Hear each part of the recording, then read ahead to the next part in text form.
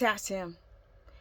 It is an essential mineral, period. But on low carb diets like keto and carnivore, like, you cannot do these diets without getting in enough potassium. Now, this is just going to be a short video. I think I need to do a whole series about potassium and sodium balance.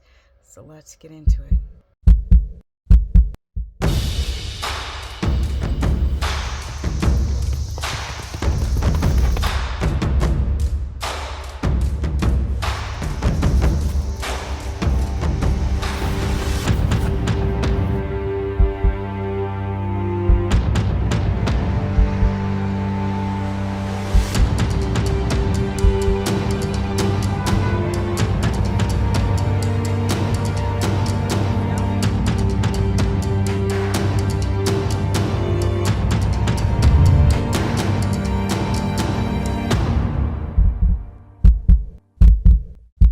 For those struggling with the supplements, like you have a histamine response to potassium citrate, or you have a problem with avocados, you might have a avocado allergy.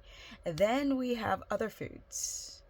Yes, there's potassium in meat, there's potassium in vegetables, there's potassium in bone marrow, there's potassium in seafood.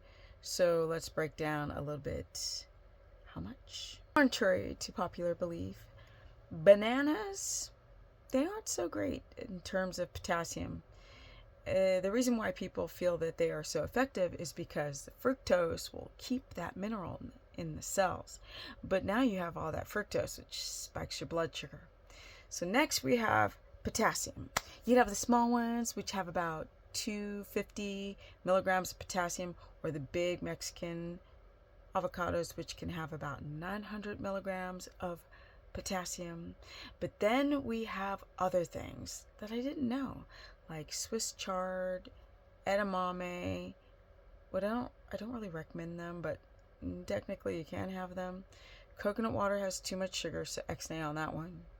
Pickle juice does not have a lot of potassium, so X-nay on that one. But let's get more into the crux of the seafood. Salmon, that has about 370. Tuna has about 480 per can, or 4 ounces. And I think halibut, and this is about 4 ounces, 3 to 4 ounces, has around 378, something like that. And that's a lot of potassium. But then we have tomato sauce. I was surprised. But, well, at least it's de-skinned with no seeds, and no skin, no seeds. Tomato sauce has about 780, but I don't really recommend it for thyroid sufferers. But for people who don't have a thyroid problem, get on with the tomatoes. Oh, if you don't have a histamine response to the tomatoes. Which leaves us with sweet potato, which also is high in potassium. And I don't remember how much. I have to go look that up. But sweet potatoes, for those who are doing low carb, high fat, and you're not trying to be ketotic, or you're not on carnivore. But then we have also oysters, which have about, it depends on how much. So about 4 ounces, you're going to get around 350 milligrams of potassium. Or in a 3 ounce can, you're going to have about 3 something of potassium in oysters. Yes. Pretty cool. As far as seafood is very, very high in potassium for those who can't do avocados.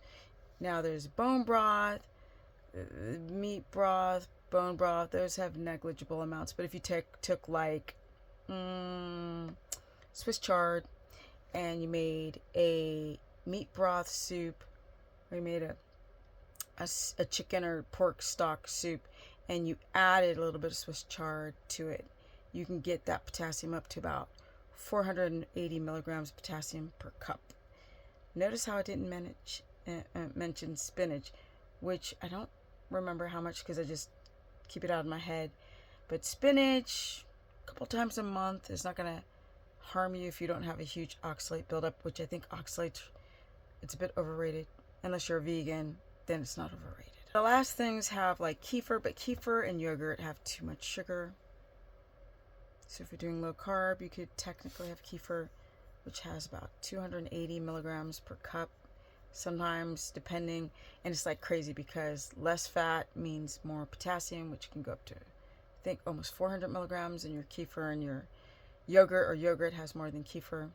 But then you have your seeds like sunflower seeds and pumpkin seeds, which if you don't have a histamine to seeds and you don't eat them all the time and you mix these things up, you might get enough potassium. And there's also potassium in the meat, but in a 4-ounce, 5-ounce serving, there's only about 70 to 100 milligrams of potassium. Pork, chicken.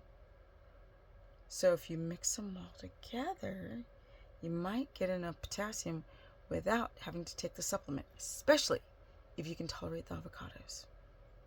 Comment below if you struggle with balancing your potassium and sodium, because the sodium part, that's a whole nother subject. You got to balance them. You're going to be chronically dehydrated and feel fracked up on these low carb diets. Keto, carnivore, low carb, high fat, snake, all of it. Comment below, share this content. My Instagram is Stephanie Ketogenic. My Facebook fan page is Stephanie the Business Person. I do consultations if you guys need help with your electrolytes or anything else. And run a course through my website. You can sign up through stephanieperson.com, where I cover all 3 diets. And I'm out because it's too late to be making